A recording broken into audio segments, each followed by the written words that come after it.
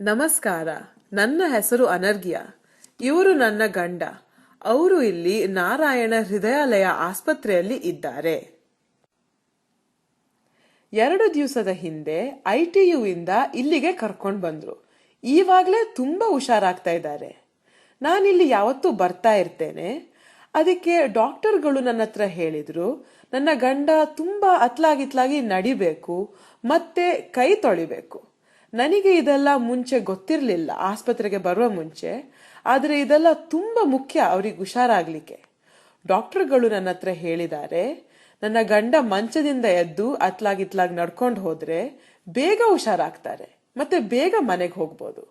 ಮತ್ತೆ ಅವರು ಕೈ ತೊಳಿತಾ ಇದ್ರೆ ಅದು ಸಹ ತುಂಬಾ ಒಳ್ಳೆಯದು. ಅದರಿಂದಾಗಿ ಅವರಿಗೆ ಬೇಗ ಹುಷಾರಾಗ್ಲಿಕ್ಕೆ ಆಗ್ತದೆ. ನಾನು ನಿಮಗೆ ಈಗ ಹೇಳಿಕೊಡ್ತೇನೆ ನೀವು ಹೇಗೆ ನಿಮ್ಮ ಸಂಬಂಧಿಕರನ್ನ ಮಂಚದಿಂದ ಏಳಿಸಿ ನಡೆಸಬಹುದು ಅಂತ. ಮತ್ತೆ ನಾನು ನಿಮಗೆ ಹೇಳಿಕೊಡ್ತೇನೆ ನೀವು ಹೇಗೆ ಅವರ ಕೈಯನ್ನ ಸರಿಯಾಗಿ ತೊಳಿಬಹುದು. ಡಾಕ್ಟರ್ಗಳು ನರ್ಸ್ಗಳು ಕೈ ತೊಳಿತಾರಲ್ಲ, ಹಾಗೆ ಅವರು ಸಹ ಕೈ ತೊಳಿಬೇಕು. ಮತ್ತೆ ನಾನು ನಿಮಗೆ ತೋರಿಸ್ತೇನೆ ನೀವು ಈ ಬೇರೆ ಬೇರೆ ವಿಷಯವನ್ನ ಹೇಗೆ ಬರ್ಕೊಳ್ಬಹುದು. ಆಗ ಅದರನ್ನ ಬರ್ಕೊಂಡ ಮೇಲೆ ನೀವು ನರ್ಸ್ಗಳಿಗೂ ಡಾಕ್ಟರ್ಗಳಿಗೂ ತೋರಿಸಬೇಕು. ಆಗ ಅವ್ರಿಗೆ ಗೊತ್ತಾಗ್ತದೆ ನಿಮ್ಮ ಸಂಬಂಧಿಕರು ಸರಿ ಹುಷಾರಾಗ್ತಾ ಇದ್ದಾರಾ ಅಂತ. ಶುರುವಾಗಿ ನಡೆಯುವುದು ಹೇಗೆ ಅಂತ ನಾನು ತೋರಿಸ್ತೇನೆ.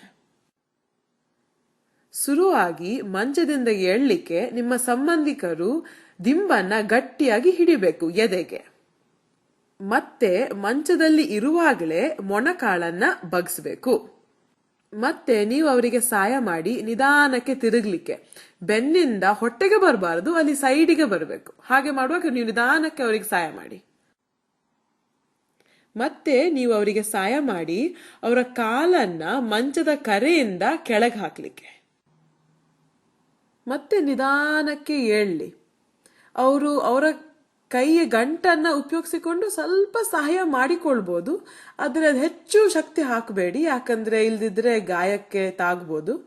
ಅವರ ಕೈ ಅವರ ದೇಹದ ಹತ್ರ ಇರಬೇಕು. ಇಡೀ ಹೊತ್ತು ಕೈ ದೇಹದಿಂದ ದೂರ ಹೋಗಬಾರದು. ಅದು ತುಂಬಾ ಮುಖ್ಯ. ಯಾಕಂದ್ರೆ ಕೈ ದೇಹದಿಂದ ದೂರ ಹೋದ ಕೂಡಲೇ ಏನಾದ್ರೂ ನೋವು ಆಗ್ಬೋದು ಅಥವಾ ಗಾಯಕ್ಕೆ ಏನಾದ್ರು ಕೆಟ್ಟದಾಗ್ಬೋದು. ಮತ್ತೆ ಸ್ವಲ್ಪ ಹೊತ್ತು ಅವರು ಸುಮ್ಮನೆ ಕೂತ್ಕೊಳ್ಬೇಕು, ಕೂಡ್ಲೆ ನಿಂತ್ಕೊಳ್ಬಾರ್ದು. ಯಾಕಂದ್ರೆ ನಿಮ್ಮ ಸಂಬಂಧಿಕರಿಗೆ ಅಷ್ಟು ಶಕ್ತಿ ಇರುವುದಿಲ್ಲ, ಬೋಧ ತಪ್ಪಿ ಹೋಗ್ಬೋದು. ಸ್ವಲ್ಪ ಹೊತ್ತು ಸುಮ್ಮನೆ ಕೂತ್ ಮೇಲೆ ಮತ್ತೆ ನಿಧಾನಕ್ಕೆ ಹೇಳ್ಬೋದು. ಹಾಗೆ ಸ್ವಲ್ಪ ಹೊತ್ತು ಕೂದ ನಂತರ ಮಂಚದ ಕರೆಗೆ ಬರ್ಲಿ. ಅವರ ಪಾದ ಗಟ್ಟಿಯಾಗಿ ನೆಲದ ಮೇಲೆ ಇರಬೇಕು. ಮತ್ತೆ ಸ್ವಲ್ಪ ಮುಂದೆ ಬಂದು ಕಾಲು ಉಪಯೋಗಿಸಿಕೊಂಡು ನಿಂತ್ಕೊಳ್ಬಹುದು. ಅವರು ಹೀಗೆ ನಿಂತ್ಕೊಳ್ಳುವಾಗ ನೀವು ಅವರ ಹತ್ರನೇ ಇರಿ, ಯಾಕಂದ್ರೆ ಅವರಿಗೆ ಏನಾದ್ರೂ ಬೋಧ ತಪ್ಪಿ ಹೋಗ್ಬೋದು ಅಥವಾ ತಲೆ ತಿರುಗ್ಬೋದು. ಅದಕ್ಕೆ ನೀವು ಜಾಗ್ರತೆಗೆ ನೀವು ಅಲ್ಲೇ ಇರಿ. ಅವರ ಕೈ ಹೀಗೆ ಹಿಡ್ಕೊಳ್ಳಿ. ಮತ್ತೆ 1 ರಿಂದ 5 ನಿಮಿಷಕ್ಕೆ ನಡ್ಕೊಂಡು ಹೋಗ್ಬೋದು. ಶುರುಗೆ ತುಂಬಾ ಗಿಡ್ಡ ನಡ್ಕೊಂಡು ಹೋಗಿ ಹೆಚ್ಚೊತ್ತು ನಡ್ಕೊಂಡು ಹೋಗ್ಬೇಡಿ. ಮತ್ತೆ ದಿವಸಕ್ಕೆ 2, 3, 4, 5 ಅಷ್ಟು ಸರ್ತಿ ನಡ್ಕೊಂಡು ಹೋಗ್ಬೋದು. ನಿಧಾನಕ್ಕೆ ಸ್ವಲ್ಪ ಜಾಸ್ತಿ ಮಾಡ್ಬೋದು. ಅವ್ರು ಹೇಗೆ ಇದ್ದಾರೆ, ಅವ್ರು ಹುಷಾರಿದ್ದಾರಾ, ಅವ್ರಿಗೆ ಶಕ್ತಿ ಇದೆಯಾ, ಹಾಗೆಲ್ಲ ಸರಿ ಇದ್ರೆ ಸ್ವಲ್ಪ ಜಾಸ್ತಿ ಮಾಡ್ಬೋದು. ನಿಧಾನಕ್ಕೆ ಜಾಸ್ತಿ ಮಾಡಿ ಮಾತ್ರ. ನನಗೆ ಗೊತ್ತುಂಟು ನಾನು ನಿಮಗೀಗ ತುಂಬಾ ವಿಷಯ ಹೇಳಿದ್ದೇನೆ ಅಂತ. ಇನ್ನೊಂದ್ ಸರ್ತಿ ನಿಮಗೆ ತೋರಿಸ್ತೇನೆ, ಆಗ ನಿಮಗೆ ಸರಿ ಗೊತ್ತಾಗ್ತದೆ. ಈ ವಿಡಿಯೋವನ್ನ ನೀವು ನೋಡಿದ್ರೆ ನಿಮಗೆ ಗೊತ್ತಾಗ್ತದೆ ನನ್ನ ಗಂಡನನ್ನ ನಾನು ಮಂಚದಿಂದ ಏಳ್ಸಿ ನಡ್ಕೊಂಡು ಹೋಗ್ಲಿಕ್ಕೆ ಕರ್ಕೊಂಡು ಹೋಗೋದು.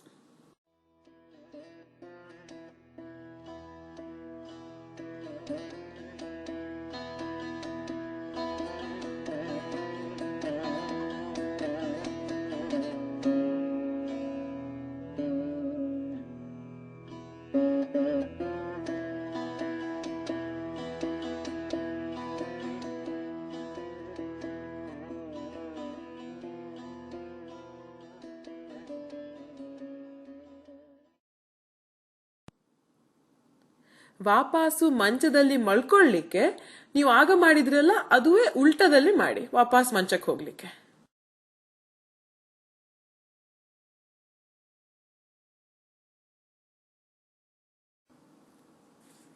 ದಯವಿಟ್ಟು ನೆನ್ಪಿಟ್ಕೊಳ್ಳಿ, ನಿಮ್ಮ ಸಂಬಂಧಿಕರು ಹೀಗೆ ಎದ್ದು ನಡ್ಕೊಂಡೆಲ್ಲ ಹೋದ್ರೆ ತುಂಬಾ ಬೇಗ ಹುಷಾರಾಗ್ತಾರೆ. ಅವರಿಗೆ ಶುರುಗೆ ಇದೆಲ್ಲ ಮಾಡ್ಲಿಕ್ಕೆ ಇಷ್ಟ ಇರ್ಲಿಕ್ಕಿಲ್ಲ, ಸುಸ್ತಾಗ್ಬೋದು ಅಥವಾ ಸಾಕಾಗ್ಬೋದು. ಆದ್ರೆ ಆ ಕಾರಣಕ್ಕೆ ನೀವು ಇಲ್ಲಿದ್ದೀರಿ. ನಿಮ್ಮ ಪ್ರೀತಿ ಎಲ್ಲ ಉಪಯೋಗಿಸಿ ಅವರಿಗೆ ಇದು ಮಾಡ್ಲಿಕ್ಕೆ ಸಹಾಯ ಮಾಡಿ ನೀವು. ಮತ್ತೆ ಒಂದು ವಿಷಯ ತುಂಬಾ ಮುಖ್ಯ, ನೀವು ನಿಮ್ಮ ಕೈಯನ್ನ ತುಂಬಾ ತೊಳಿಬೇಕು. ಈ ವಿಡಿಯೋವನ್ನ ನೋಡಿ ನೀವು ನಾನ್ ಕೈ ತೊಳೆಯುವುದು.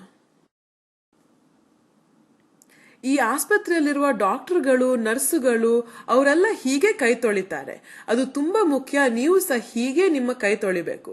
ನೀವು ಟಾಯ್ಲೆಟಿಗೆ ಹೋದ ನಂತರ ಕೈ ತೊಳಿಬೇಕು, ನೀವು ತಿನ್ನುವ ಮೊದಲು ಕೈ ತೊಳಿಬೇಕು, ಮತ್ತೆ ನೀವು ವಾಕಿಂಗ್ ಹೋಗೋ ಮೊದಲು ಕೈ ತೊಳಿಬೇಕು. ತುಂಬಾ ಮುಖ್ಯ.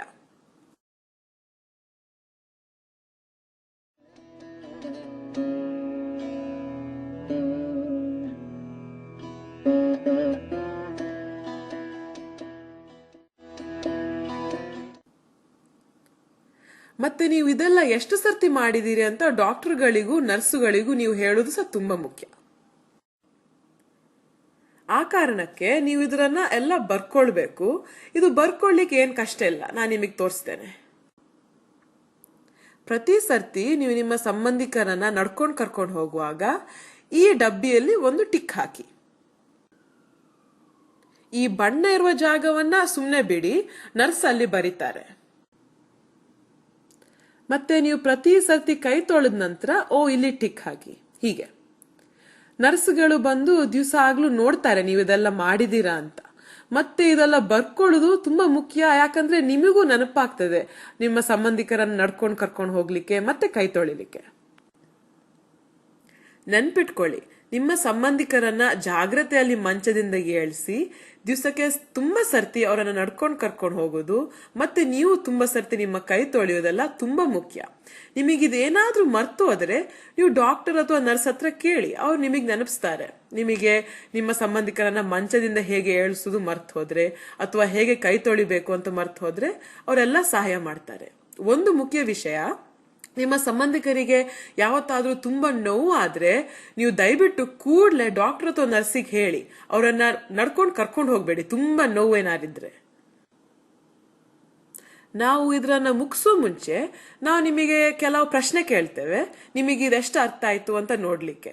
ನೀವು ಈ ಪ್ರಶ್ನೆಗೆ ಉತ್ತರ ಕೊಡಿ. ನಾನು ಪ್ರಶ್ನೆ ಕೇಳ್ತೇನೆ ಮತ್ತೆ ಉತ್ತರ ಹೇಳ್ತೇನೆ ಸ್ವಲ್ಪ ಹೊತ್ತಾದ ನಂತರ. ನೀವು ಬರ್ಕೊಳ್ಳಿ, ಆಯ್ತಾ? ಪ್ರಶ್ನೆ: ಮಂಚದಿಂದ ಏಳುವಾಗ ನಿಮ್ಮ ಸಂಬಂಧಿಕರು ಕೈಯೊಟ್ಟಿಗೆ ಏನ್ ಮಾಡ್ಬೇಕು? ಉತ್ತರ: ಅವರು ಮಂಚದಿಂದ ಏಳುವಾಗ ಸುರುಗೆ ದಿಂಬನ್ನ ಎದೆಗೆ ಗಟ್ಟಿ ಹಿಡಿಬೇಕು ಮತ್ತೆ ಅವರ ಕೈಯನ್ನ ತುಂಬಾ ಊರಿ ನೂಕಿ ಏಳಬಾರ್ದು. ಪ್ರಶ್ನೆ: ನಿಮ್ಮ ಸಂಬಂಧಿಕರು ಮಂಚದಲ್ಲಿ ಕೂತ್ಕೊಂಡಿರುವಾಗ ಅವ್ರು ನಿಂತ್ಕೊಳ್ಳುವ ಮೊದಲು ಏನ್ ಮಾಡ್ಬೇಕು? ಉತ್ತರ: ಅವರು ನಿಂತ್ಕೊಳ್ಳೋ ಮುಂಚೆ ಸ್ವಲ್ಪ ಹೊತ್ತು ಸುಮ್ಮನೆ ಕೂತ್ಕೊಳ್ಬೇಕು. ತುಂಬಾ ಬೇಗ ಎದ್ರೆ ಅವರಿಗೆ ತಲೆ ತಿರುಗ್ಬೋದು ಅಥವಾ ಬೋಧ ತಪ್ಪಿ ಬೀಳ್ಬೋದು.